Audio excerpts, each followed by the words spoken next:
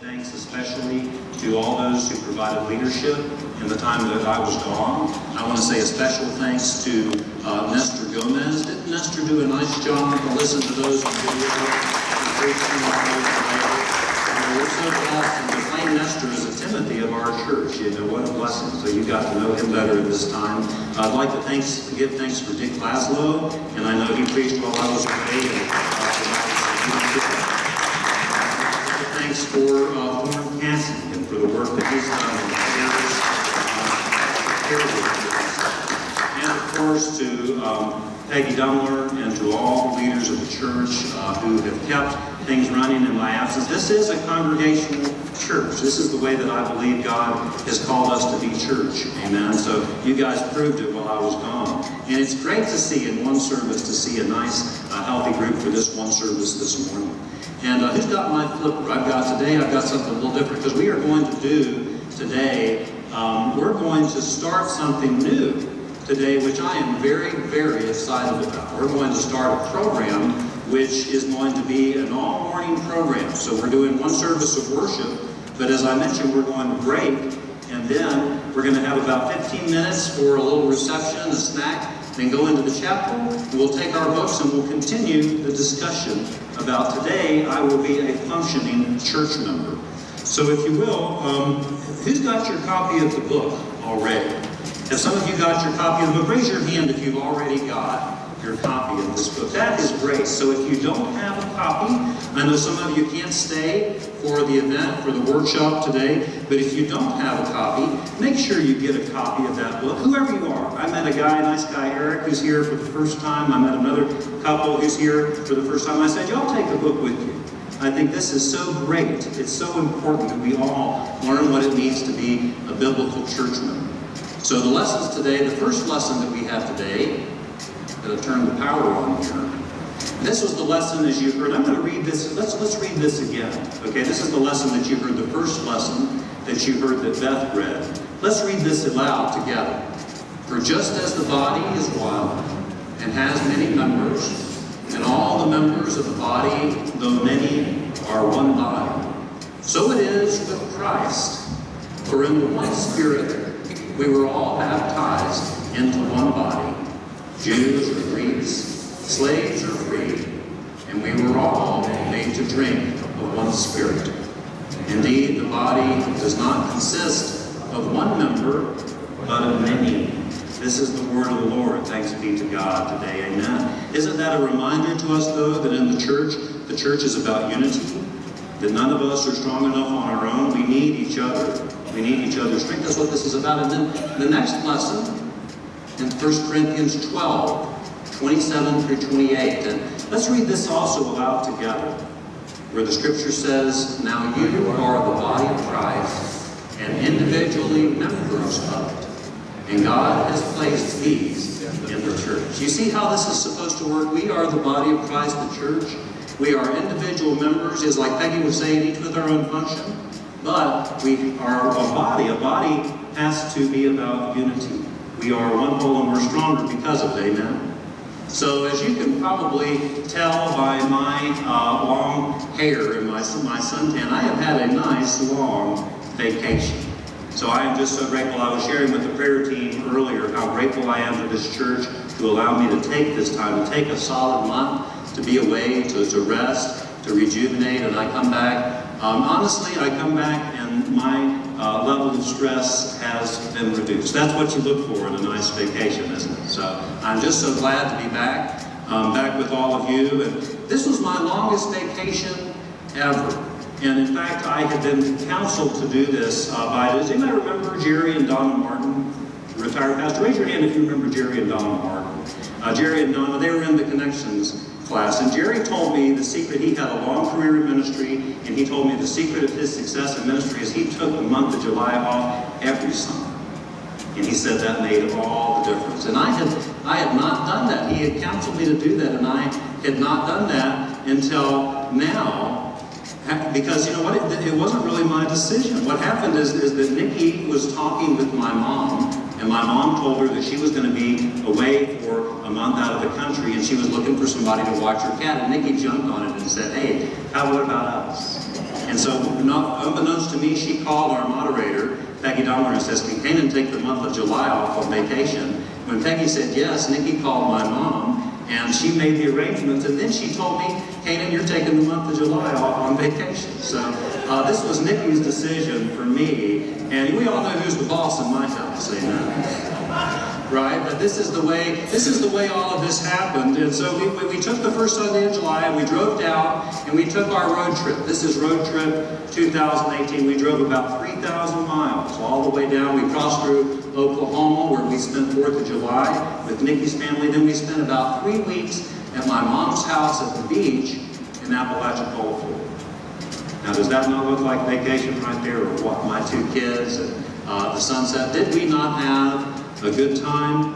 And then we drove back through Georgia and Kentucky to see our friends and family. In fact, probably the main reason that we took this as a road trip is so we could drive through Kentucky. You know the church in Kentucky, the church in Owensboro, Kentucky, the one that's so dear to our hearts? This is the same church that Jerry Lang was the pastor, the same church where Nikki was the pastor, where I served for years, the same place where Ezekiel was born.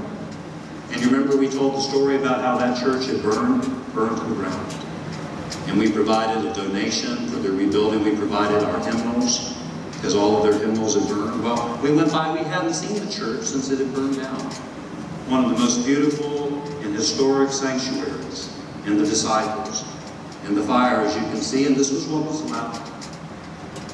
And so that little group of people that are very dear friends, we went and we had a reception. They had a reception for us at the church and at the new church. We went back to see the new church that they had built. But you see, what a challenge it's been over all of these years. This congregation that we've been in touch with them when the church burned down, they didn't know what to do, because they had the beautiful, historic sanctuary. And this was a church where the people were so attached to the building. Nikki, we remember they had some knockdown, drag-out fights in that sanctuary. They were so attached to this historic building. I remember some shouting matches in the sanctuary over whether we put the Christmas tree 5 feet too far to the left. So we really wondered what was going to happen to this church that was so attached to the historic building once the building burned to the ground. And it was a difficult time. They had to decide what to do. Some didn't want to build the church back again. They had to meet in a third place at a different time. It was a difficult season for them. So it was so wonderful for us to go and to visit the new church. The new church and sanctuary where they had built. And it really felt like after all of the challenges that these people had been through, that this was a miracle of healing in their lives, to feel the positive spirit, to see that this church was as strong, if not stronger, than they ever were before. And so it was last night there, I was there and I was visiting with one of our friends. We've got some very great friends. Our kids were born together, and so we were the second night. We were there 2 nights and stayed overnight with friends that were about our age and kids. And we saw our kids were playing, jumping on the trampoline in the backyard. And I was sitting there and I was talking with my friend Steve about what had happened and sharing some of what had happened in our church. And after I finished, my friend, he got real quiet. And he said, you know, I wouldn't say this to just anybody, but that fire was the best thing that ever happened to our church. He said, because after the fire, nobody would complain anymore about all the petty little things. Why? Because those things didn't exist anymore. There was no Christmas tree to place 5 foot or other to the right or to the left. And so this is what he said. He said, I told him about what was going on. He said, sounds like what y'all need is a fire. So I was driving back, and I started to think about it. And I started to think, you know what, in many respects, our church has already had a fire. If you think about it, the church is not the building. The church is the people, and considering how many people that we've lost over these past few months. You know, I was talking to somebody who has visited us, and they said they visited us on Easter, and we had over 300, and then they visited us in June, and we were down to 150, and then they visited us in July, we were down to 75. See, that sounds like, that could be the consequence of a fire. And I know people are still trying. I think we've got more than that today. People are making this transition to the new worship service. But, you know, just to be honest, just to speak to the elephant in the room, the main reason that we've seen this decline in our church is because of the division in this church that we have had following the resignation of our associate pastor, and some of the division and some of the friction that we've had here in this church since then. For the tongue is a fire, writes James. You see, there's no use in us pretending that's just the reality of the situation. But look around you. This is the group that we have, and we're going to make the best of it. We're going to take advantage of having one numbers. We're going to take advantage of being here in one worship service. You know, I said to somebody this morning, I said, I think the best days are yet to come. This is where we're starting. We're starting right now. We're going to look square in the reality. And I think we're going to turn the page because we're going to start on a new normal. We're going to start on a new normal today. And for the next 6 weeks, we're going to invite everyone to be here together in one place, to share fellowship together in one place, and go and to share our study together in one place. And I'm so excited we have this book. This book, I Am a Church Member. I think you heard Thorne reference in his prayer. I will be a functioning church member. We are so excited. We feel that the study of this book over 6 weeks, it's a very short book. Hold your book up if you got it. Hold your book up if you got it. You see how slim that book is? That's not intimidating, is it? And we're going to walk through it together, right? I'm going to make we're going to have a message about it every Sunday. We're going to have a break, and then we're going to go in and have a workshop on it, and we're going to talk. And our prayer is that this book will help us to raise and even to have some discussion about some of the questions, about some of the concerns we might have, or some of the friction that we might have. And we hope that it can provide some answers. So I hope you'll pick up your copy. We got 100 copies of this book, and we're happy to get more. I hope you'll make sure you pick up your copy before you leave today. But the book is, again, it's very short. The full title, do you see it says, I Am a Church Member Discovering what? The Attitude that Makes the Difference. That's what makes the difference, right? Right? What makes the difference is the way that we can see things. You can see two people sitting right there next to each other, and they're both in the same circumstances, and they see things differently. Who's read the introduction of this book already? Who's read the introduction? It's called A Tale of Two Church Members. What it does is it describes two men that are friends. They've got the same circumstances pretty much in life. They go to the same church, but they've got two different attitudes. Let's take a look at this real quick. A Tale of Two Church Members. If you haven't read it, we're going to look at it a little closer in the workshop. But remember the two friends, Michael and Liam? They're sitting there having coffee, and Liam complains. He says, Pastor Robert is just not feeding us. We're not getting anything out of his messages. Sitting in the service Sunday morning is just a waste of our time. Also, Pastor Robert acts like he cares for it, but he doesn't. I told him Lana's dad was in the hospital and he never visited him. Of course, you and Karen are the best, and there's a few others we like, but honestly, Michael, can't you see our church is full of hypocrites? And yet you keep serving and seem excited about the church's direction. Don't take me wrong, but I wonder if you're just blind to all the problems in the church. You see, this story describes two types of church members. We hear from Liam, and we hear about Michael, that Michael is positive, while Liam is negative. What's the difference here? Well, the book suggests that the difference has not to do with the same circumstance. The difference has to do with our lens of perception. It's how we see the church. It's how we see the model, how we understand our model of church membership. And whether we see membership as a country club membership or biblical membership. You see? See, what does it mean to be a member? That's the question. Are we the members of a club? Are we the members of a body? Because when a lot of people think about membership, we think about membership as if membership has its privileges, right? Like we're in the country club. As you could just pay your dues and you can expect a return and expect other people to take care of us, and we can just kind of kick our feet up. Unfortunately, I think a lot of us church members have this kind of attitude. He talks about it in the book. He talks about people saying to him as the pastor, "This is my church." We'll often hear members with that kind of attitude. And they'll say, well, along with that goes a demand to do X, Y, or Z, because this is my church. It's going to be my way. Or I've heard people say, I've been a member of this church for 30 years, and I have a right to whatever it might be. That's a country club model. Or I get this one a lot. Look, Pastor, you work for us. Just remember who pays your salary. Right? That's a country club model, right? In fact, I've been told by a lot of people that there used to be a group, a social group within this church that called themselves the Cherry Creek Social Club. I think that group is now defunct, but I've heard from a lot of people who first assumed we're in this Tony neighborhood, and they assumed, well, only rich people are going to be welcome at that church. And I heard one guy came in and he said, this is a white-collar church, isn't it?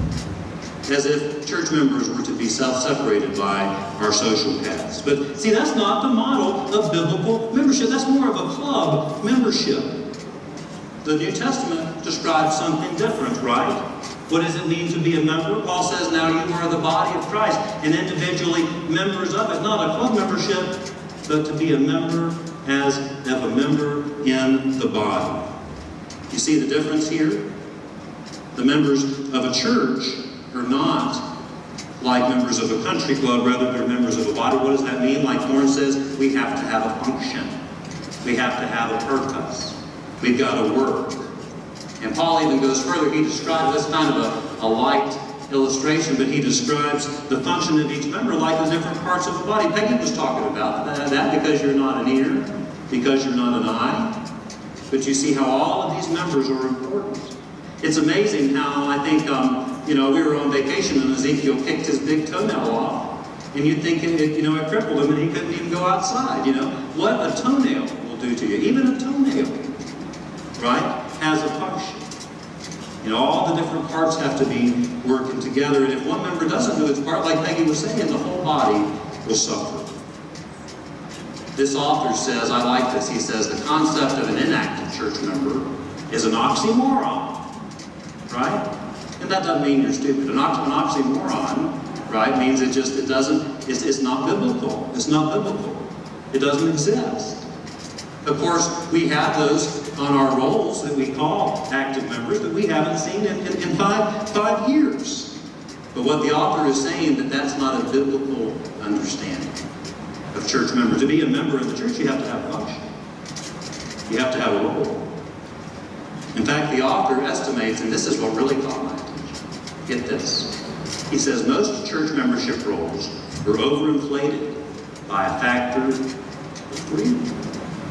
What this means is if your church has 300 members on its rolls, it probably only has 100 real biblical members, because only 1 out of 3 are functioning members. He says he usually gets the argument that they think that estimate is too high, right?